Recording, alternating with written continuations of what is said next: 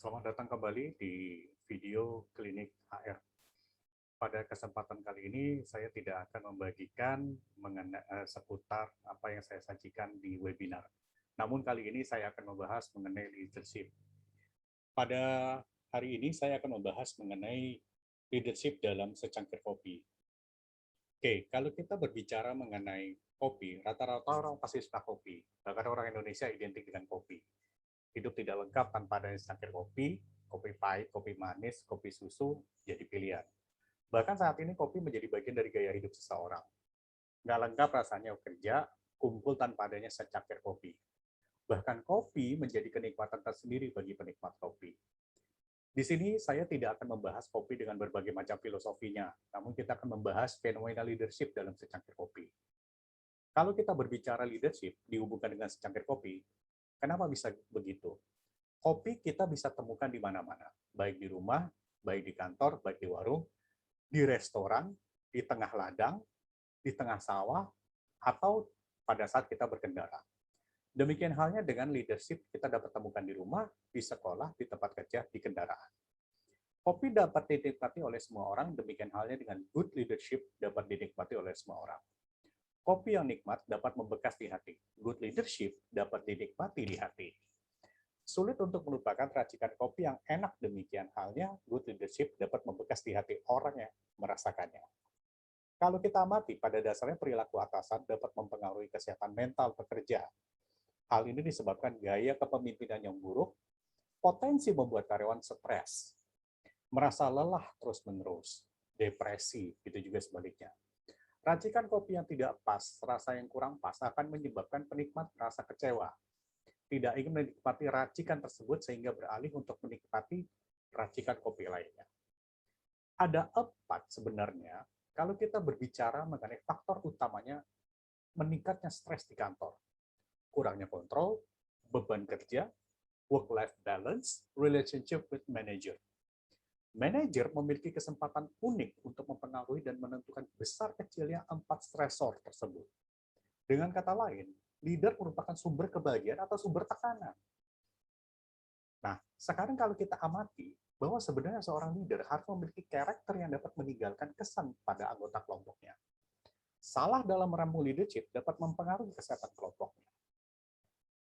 Dapat dibayangkan seorang leader yang memiliki karakter tidak seperti yang sering terjadi, yakni tidak percaya terhadap anggotanya, nggak mampu memberikan contoh yang baik kepada anggotanya, bahkan memiliki kesan negatif bagi pihak lain. Kalau ini terjadi, bukan tidak mungkin akan mengubah karakter anggota, bahkan akan ditinggalkan oleh anggotanya. Sama halnya seperti secangkir kopi. Racikannya nggak pas, ampasnya terlalu banyak, ya penikmat kopi bakalan kabur. Orang yang kurang menyukai kopi tidak dipaksa untuk menikmati kopi. Butuh adanya pendekatan. Oke, butuh adanya pendekatan. Bagaimana seseorang dapat menikmati secangkir kopi, demikiannya orang yang hanya menyukai kopi hitam, bisa menyukai kopi racikan lain. Butuh adanya pendekatan. Nah, kepemimpinan itu sendiri juga perlu pendekatan. Supaya apa? Supaya anggota tim dapat menerima melaksanakan setiap perintah yang diamanatkan. Nah, dari sini kita melihat sebenarnya ada 4 pendekatan yang dilakukan oleh seorang pemimpin terhadap timnya. Ada yang disebut dengan agent of change, risk taker, believe in people, kemudian visioner. Agent of change, dia bisa mempengaruhi sasaran perubahan terhadap timnya. Karena pemimpin itu dia mempengaruhi sasaran perubahan. Risk taker, dia harus menjadi seorang pengambil resiko, bukan safety player, ambil aman, cari aman, bukan seperti itu. Kemudian juga risk taker merupakan karakter eksekutif yang berani mengambil risiko. Lalu believe in people, pemimpin yang percaya tim. Tipe pemimpin seperti ini memiliki karakter yang mempercayai tim. Dia percaya kalau timnya dapat menjalankan tugas dan fungsinya masing-masing. Kemudian juga keempat itu adalah visioner. Pemimpin visioner, pemimpin yang memiliki pandangan jauh ke depan, melihat terbukanya peluang untuk tumbuh dan berkembang. Nah, leadership style ini memiliki karakter sendiri. Ini menentukan bagaimana ke depannya dalam membentuk karakter timnya. Bahkan menilai integriti dari seorang pemimpin dapat dituangkan dalam budaya perusahaan. Hal ini menjadikan setiap karyawan dalam perusahaan akan memiliki integritas yang sama dengan pemimpinnya, sehingga dalam bekerja akan profesional dan memiliki visi misi yang sama untuk mencapai tujuan yang diinginkan oleh perusahaan. Ada 4 leadership style yang sering ditemui di perusahaan. Pertama, democratic style, pemimpin demokratis. Contohnya gini, bagaimana menurut Anda? Kalimat ini terlontar dari seorang pemimpin. Dia tipenya seperti itu. Dia membutuhkan masukan daripada timnya. Kemudian juga pace setting style. Pemimpin punya standar yang tinggi. Gayanya dia itu kerjakan apa yang saya kerjakan sekarang.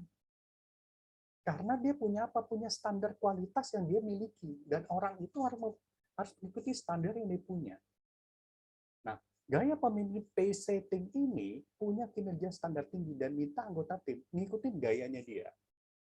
Kemudian, coaching style, pemimpin sebagai coach.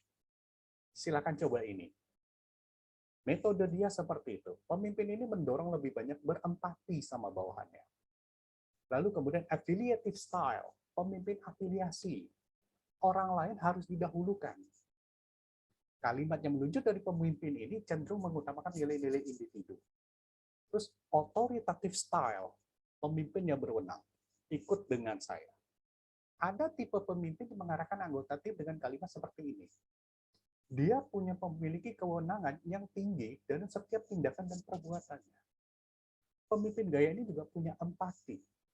Jadi kalau kita lihat, pemimpin itu seperti secangkir kopi. Kopi punya khasnya, pemimpin juga punya khasnya. Tapi harus ada pendekatan supaya orang yang nggak suka kopi, bagaimana cara dia menikmati kopi.